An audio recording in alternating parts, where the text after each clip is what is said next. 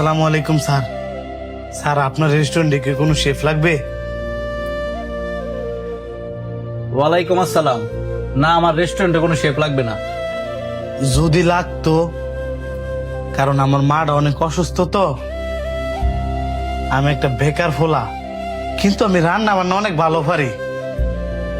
এই বেকার থেকে আমি ঠিক মতন আমার মার ওষুধ কিনে দিতে পারতাছি না। বুঝতে পারছি, কিন্তু আমার এখানে তো শেফ আছে। যদি না থাকতো তাহলে না হয় আপনার রেখে দিতাম। অন্য যে কোনো একটা কাজ যদি দিতেন স্যার, কারণ আমার মতন এত বড় একটা ফোলা থাকতে আমার মার কষ্টটা আমি এভাবে আর দেখতে পারতাছি না। দুঃখিত ভাই, আপনি অন্য কোথাও দেখেন।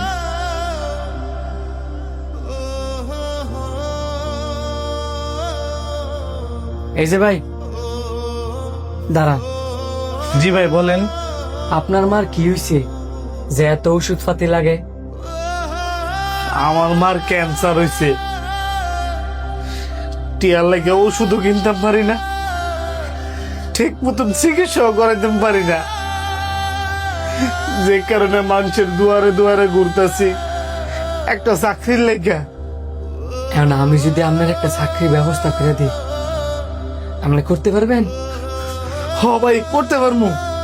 আস্তে, আমি যা যা কই আপনি তাড়াতাড়ি করে।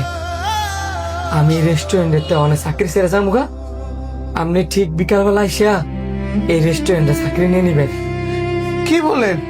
আপনি আমার কারণে আপনার চাকরি ছেড়ে দেবেন? এতে আপনার লাভ কি? আমার লাভ, একটা মা যদি কষ্টের তে মুক্তি পায়, এর চেয়ে বড় আর লাভ কি আছে? আপনি যান, বিকালবেলা কিন্তু আয় করবেন। যান।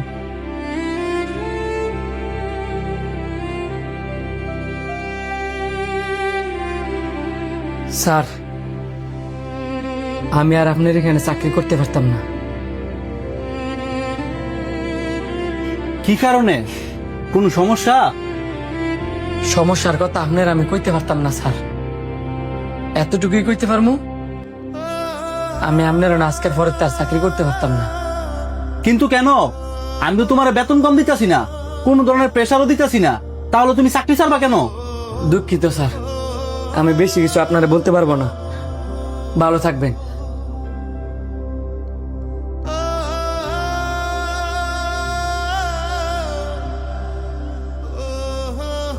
কিরে জানি এবারে নয় এ তারা ছেড়ে ভরে কত কমুনে? কিরে, হ্যাঁ তুই চিনস নাকি? হ্যাঁ আমার গ্রামের বন্ধু, এখন শহরে থেকে কাম করে। তোর বন্ধুরা অনেক মা ভক্ত, হ্যাঁ আমি শেফে চাকরি লয়ে দিছি। কি কর? হ্যাঁ শুরু থাকতেই তো এর মা মারা গেছে।